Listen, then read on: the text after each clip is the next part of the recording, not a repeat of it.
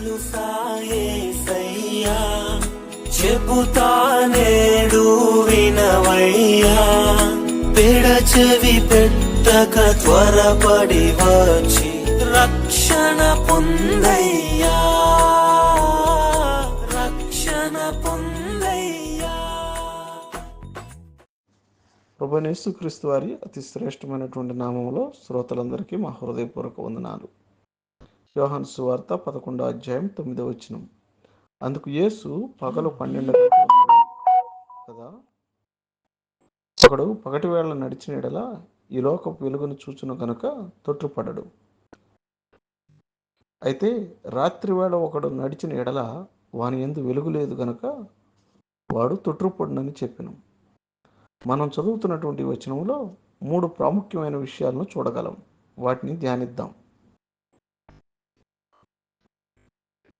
పిల్లరా, ఇక్కడ మొదటిగా గమనించినప్పుడు ఒక దినములో 12 గంటలు, అలాగే ఉదయం మాత్రమే నడవగలం, అలాగే రాత్రి వేళ నడవలేము. ఒక విషయం ఈ మూడిటితో ముడిపడి ఉంది, అదే వెలుగు. వెలుగు మనిషి చూడటానికి సహాయపడుతుంది. వెలుగు లేకపోతే అక్కడ చీకటి ఉంటుంది, మానవుడు చూడలేడు. పాపమే మానవుని జీవితంలో చీకటికి కారణం. అనగా మానవుని జీవితంలో దేవుని యొక్క సన్నిధి లేదు అని అర్థమవుతుంది. ఆయన యొక్క ప్రేమ, దయ, కరుణ, వాత్సల్యము యొక్క అనుభవ మూలాలను మానవునిలో లేవు. దేవుడు పాపమును ద్వేషిస్తున్నాడు. అందుకే పాపమునకు ఆయన ద్వారా నిర్ణయింపబడిన శిక్ష నరకము. దేవుని సన్నిధి అనేది మానవుని జీవితంలో వెలుగై ఉన్నది.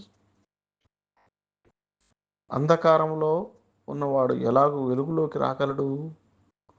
ప్రభువైన యేసుక్రీస్తు తన బలియాగం ద్వారా ఆ ద్వారమును తెరిచి ఉంచాడు.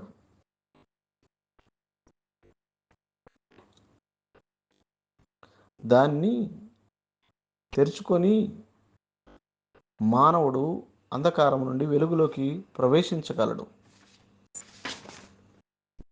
అయితే ఈ ద్వారమును తెరవటానికి ఉన్న ఏకైక తాళపు చెవి విశ్వాసం.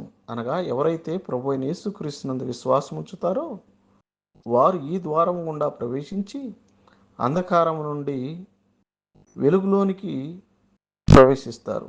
మీరు కూడా అలాగున చేసి ఈ ద్వారం గుండా ప్రవేశించటానికి ప్రభువు మీకు సహాయం చేయనుగాక. ఆమేన్.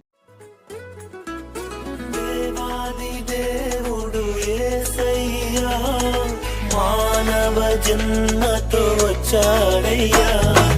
దేవాది దేవుడు